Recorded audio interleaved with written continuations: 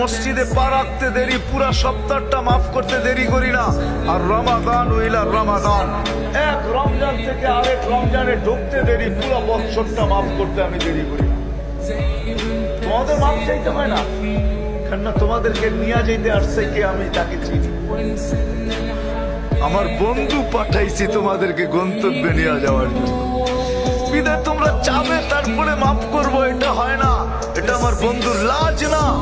বিদায় আদম আলাইহিস সালাম বলতেছে ফুদ্দিলা উম্মতা মুহাম্মদ আলাইয়া বিআরবাইন, আমি চারটা বলবো না, একটা বলবো যে আমার উপরে উম্মতে মুহাম্মদীকে চার জিনিস দ্বারা ফজিলত দিবেন।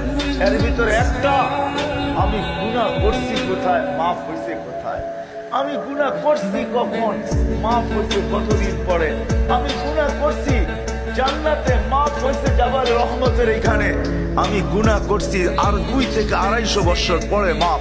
উম্মতে মুহাম্মদী যেইখানে গুনাহ করবে শুধু উপরের দিকে তাকায় একটা চিৎকার দিবে, রব্বানা।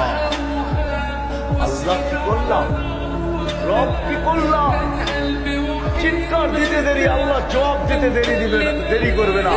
যখন বলবে রব্বানা, তো সাথে সাথে আল্লাহ চিৎকার দিবে, আলিমা আব্দি আন্না লাহু রাব্বা ফাকাফারতুলাহ। আল্লাহ বলে আমি সারা দিতে চিৎকার দিতে দেরি করব না যে উম্মতে মুহাম্মদী আমার বন্ধুর উম্মত, তুমি আমাকে রব বলে স্বীকার করলা। মাফ তুমি যদিও চাও না, কিন্তু আমি তোমাকে মাফ করতে দেরি করব না, তোমাকে মাফ করে দেব।